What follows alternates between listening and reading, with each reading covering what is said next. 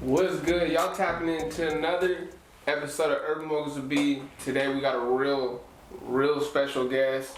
He's known for his business, savvy skills. He's a real entrepreneur, a real go-getter. Man, I could go on with the list, man. But he goes by the name of Paul Ruff. What's good, buddy? What's going on, bro? Yeah. So for the people who don't know who you are, go ahead and let them know where you from and, you know, what exactly do you do?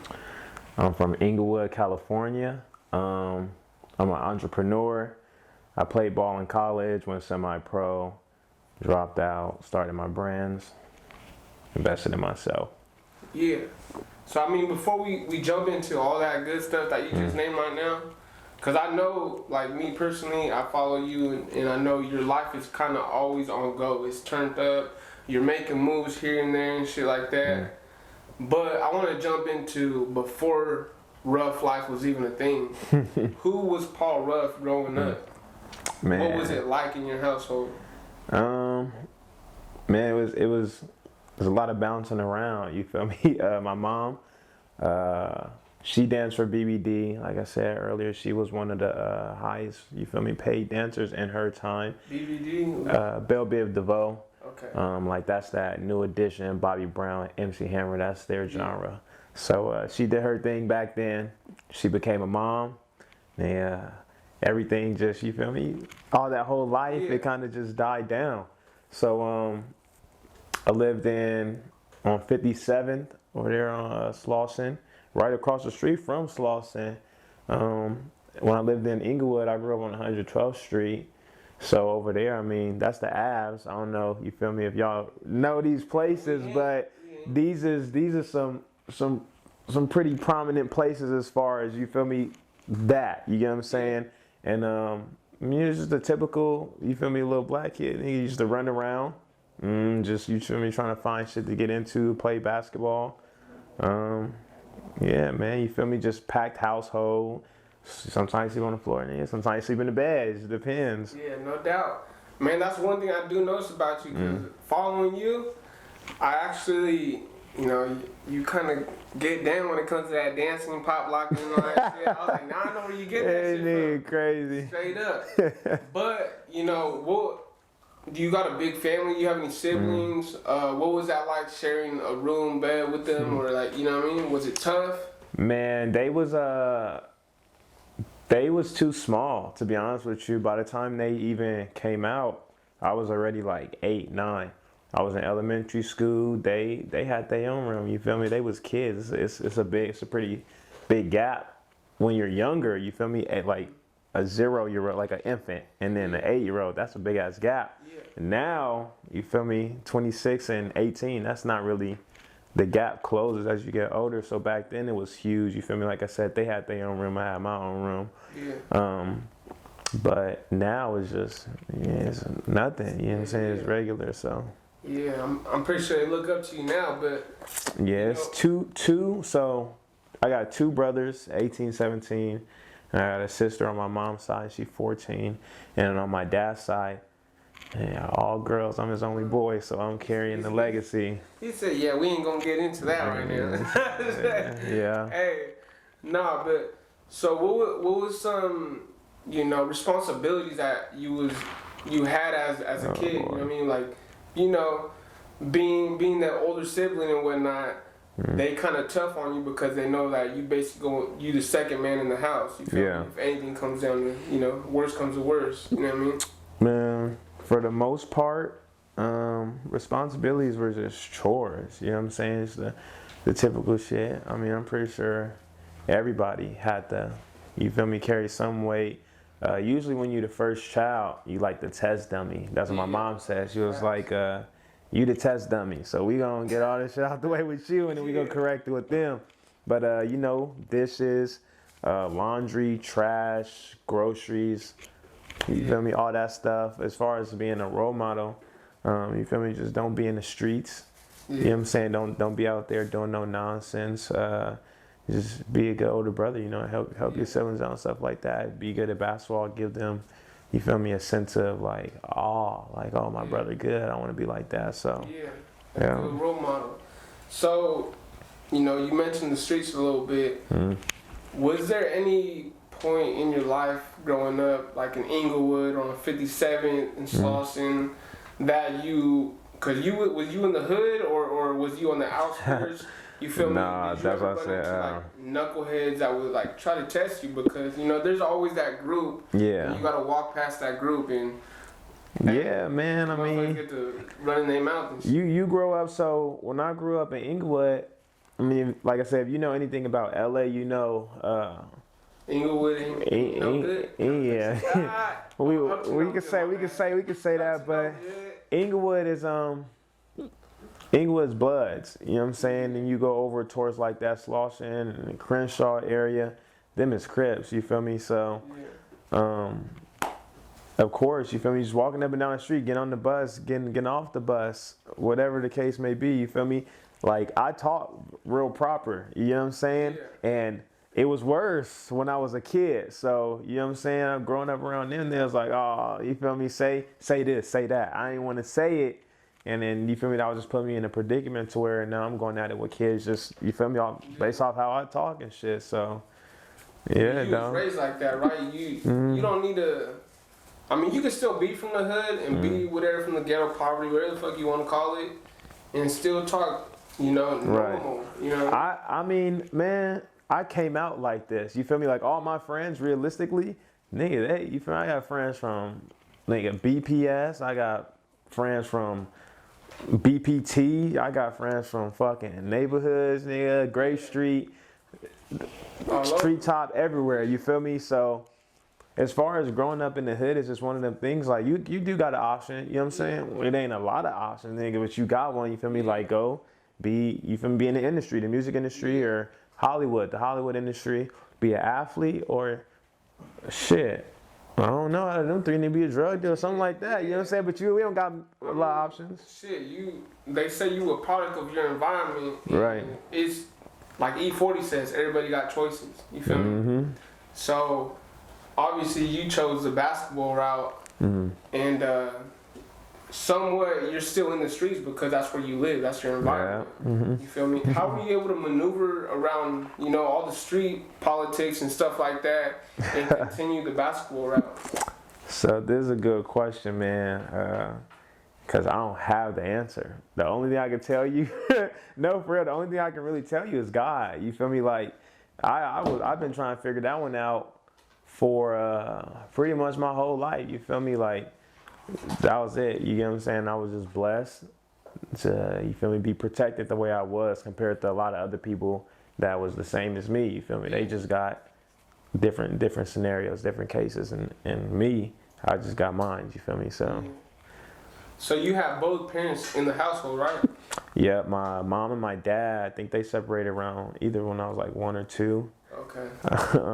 They got a cool relationship though, right? Yeah, they cool. You know what I'm saying? They get along real well. So it's good to have them as examples, you know, for a relationship that's not filled with drama and stuff like that. But yeah, they separated when I was young, and then my stepdad came in when I was like 3 or 4.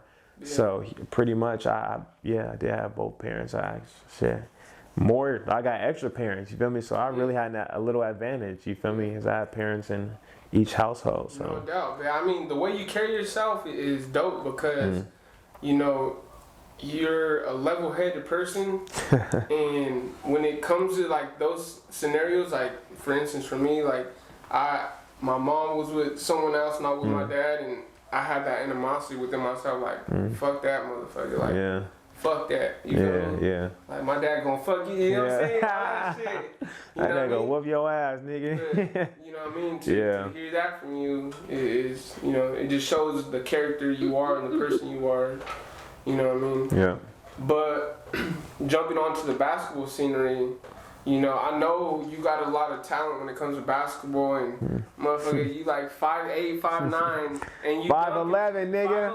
5'11", nigga. I ain't gonna lie. I got little legs, G. I got little legs, G.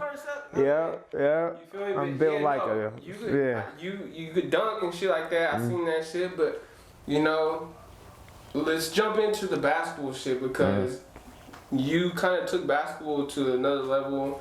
And what was the basketball career like? You feel me? You played high school, college. What was that like? All right, so middle school, I'm gonna start at middle school first because that was when everything really started cracking off. Elementary school, I can't really remember. I don't know about that, but middle school is when shit started really shaking. You feel me? Like I played in Atlanta. I was ended up ranked in Atlanta, easily top 10 guard in the state, 6th and 7th grade. 8th grade, we moved back to California. I did not play in California, matter of fact. Just I had a little confidence, you feel me, shaking up whatever at that time. So the end of 8th grade, I had moved back with my mom, so I moved with my dad for a little bit, and I started playing basketball again in the 8th grade, playing San Bernardino, where that's where my mom lived at the time. And then I played at Rodriguez Prep Academy, ended up being top 3 guards in the county. Every high school, Etiwana, Eisenhower, San G, San Bernardino, Cajon, all the schools out here in this area, they knew who I was. They wanted me. We ended up moving back to Atlanta. And going back to Atlanta, going into 9th grade, from my reputation in 6th middle school, which was like, oh, you feel me? That nigga, he's good, but he didn't left.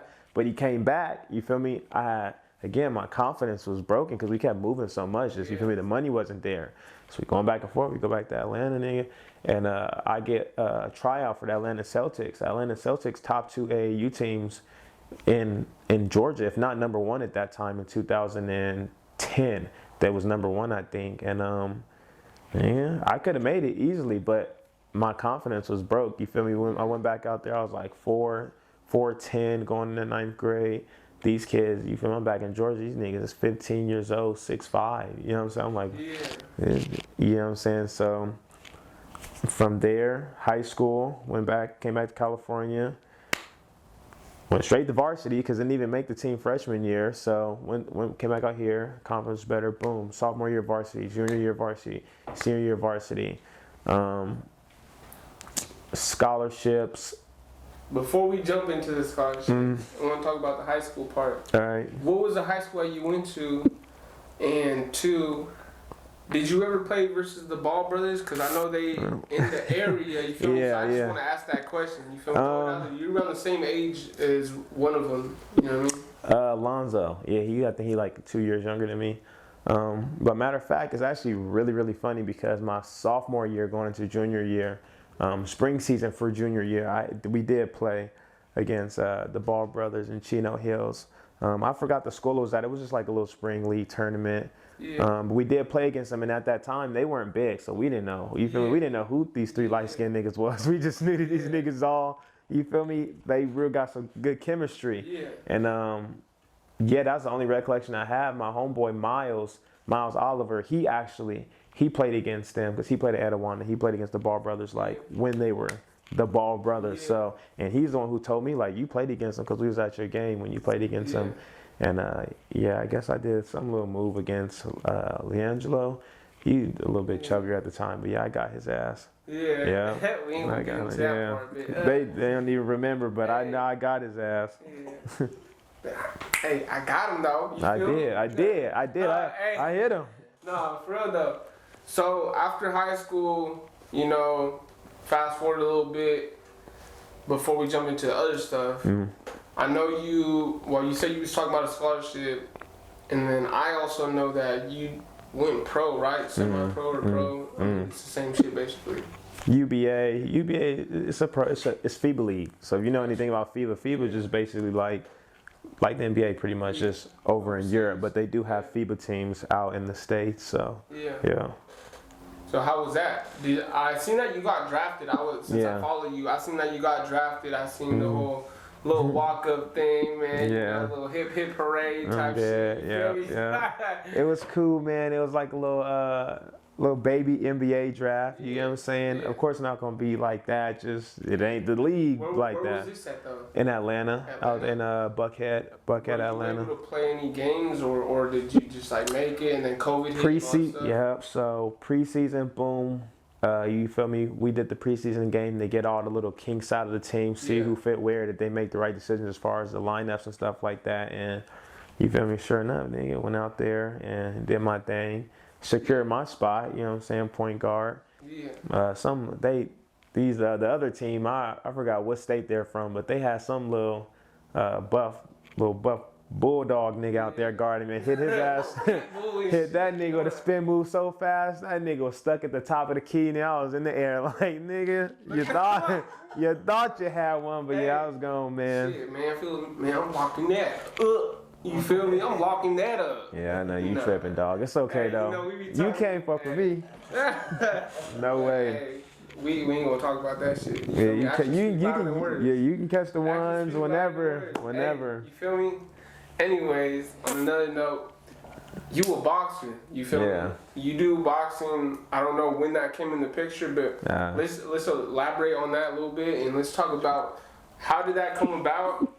What inspired you to start wanting to box? Was it that you was getting beat up or like I'm talking shit. No, hey. Yeah, it's crazy. This nigga's wild. Hey.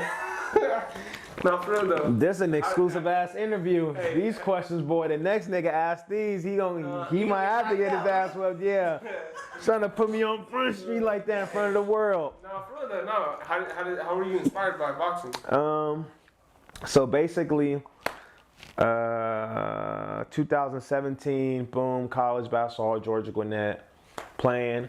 They stressed out all these essays and shit like that. 2018, I'm pretty much, honestly, I know these niggas are gonna see this interview. I was for sure the best player on that team in my mind. Like you know how good you are. You know what I'm saying? And I knew, like, nigga, I just got out of jail, but I was still, you feel me, that much better than them. It's just when you're mentally not somewhere, you gotta, like, you feel me, bring it out. And it take a little while for people to actually recognize and admit, like, yeah, that nigga is, you feel me, or she is on that level. Well, I mean, that goes with, like, you know, for hoopers, and hoopers know this shit. When you take time off, even if it's a week, couple weeks, or a month, and then you go back to hooping and you playing with people that don't know you. You be rusty and they don't care. You like, damn, bro, I know that nigga, you ain't gonna keep up with me, but in their mind, they're like, man, he's trash. Trash, right, because they ain't never, I know exactly what you mean. That happened. I wanted to go to high major D1. I wanted to transfer to Georgia State. I didn't want to go to my school, but you feel me? God's plan. Went to it, ended up dropping out in 2018, like early 2018. Sat in my room for pretty much a good 5-6 months and drew logos. Like just drew these dudes, you feel me? This is a big part of my childhood is Dragon Ball Z. So a lot of my designs was Dragon Ball Z, you know what I'm saying? I would just throw some little rough life words in there and stuff like that, collage it up. Yeah, pretty much, you feel me? And from there I started my brand. As time went on, I wasn't doing nothing but just going to the gym, staying in shape, and working on my brand. And at the time, in between 2018 and 19, it was just all business. You feel me? I was coming back to California, flying out, trying to get the brand popping. But besides the brand, because I want to jump into the brand, you feel me? I know people want to hear about the brand. Yeah. You feel me? But the boxing part is what, you know what I mean? We want to know. We getting there. But okay, so boom. 2018, all the brand, boom. 2019, I just woke up one day, was like, you know what, I'm gonna go to a boxing gym. I watched Creed 2, I think, and I was like, man, I think I just want to go do a boxing workout. And I hopped up, like just like that. Hopped up, looked at some gyms. There was a title gym in Alpharetta, like 15 minutes away, so I drove to the gym. You feel me? Ran to the coach. They gave me the daily, like how much it is to personal train. I told him, like, I want to, like, box. Yeah, I don't want to just pay you to train on a daily basis. I can, but I want to fight. So, you feel me? They laughed or whatever the case may be, and they took me in, and he seen I showed up every day for, like, a week, and then kind of started to see, like, my growth and my skill, like, quick. He was like, man, you're natural. I'm not even going to charge you, man. If you really want to box for real, you know what I'm saying? You're 23 years old. You come in here every day, and you gotten good, better every day you came in here, and I see your work ethic. You know what I'm saying? You never asked me can you take a break or can you stop? If you ever got tired, you just kept going. That's just my work ethic on the court too. So that's how boxing started. And you feel me? It just went from like a workout to real nah, shit. like yeah, I really want to That's do this. one thing I do notice about you though. Is one thing I could say about you is that if you got a vision, you pursue that vision 100 miles per hour. You're all in, and that's it. You feel me? And you know, I respect that about you because seeing from when you started boxing to where you are now, and you were competing and stuff like that, them hands is something serious. You feel me? Yeah. And so, where did you take boxing? Have you competed or Two fights. When I moved back out here from Atlanta last year, I trained at a gym called ASG up in Moreno Valley. But before I went there, I went to this gym called United Boxing and ran to Coach Ramel. He worked with I just forgot the dude's name because he got beat by Earl Spence. Mikey Garcia. Okay. He was Mikey Garcia's trainer, and he told me the first thing he told me was hit the bag. After you hit the bag, I'm gonna see where you at, and I'll be able to tell if I'm even willing to work with you. You know what I'm saying? Yeah. And he seen that bag, and he said, "You got some heat on you." So he told me I'm welcome anytime at the gym. If I want to train there, I can. He'll turn me into a monster. If I didn't want to train at the gym, it's all good. But like I said, I trained at ASG. I ended up training at the gym in Reno Valley called ASG. I had my first 2 fights. It was premature, you feel me? I wasn't ready yet, but they said I was. It was just I got disqualified, 2 little amateur disqualifications. But you go look at the footage, you clearly see I beat the dudes. It's just little technical things like that. So now California's closed, COVID hit. We can't even fight right now. So right now I'm just staying in shape, training, trying to maintain weight. So when it's time to get back in the ring, I can drop.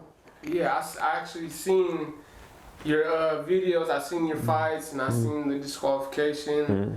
Boy, I ain't gonna lie, you was whooping on that boy. And you know, I know how serious you are about boxing because we was actually talking, and you was talking about moving to Vegas and stuff like that. And Vegas got some big scenery for boxing, just as much as LA does. You know what I mean? Larger. Vegas is the boxing mecca. You feel me? Floyd is there. He did that. So no doubt.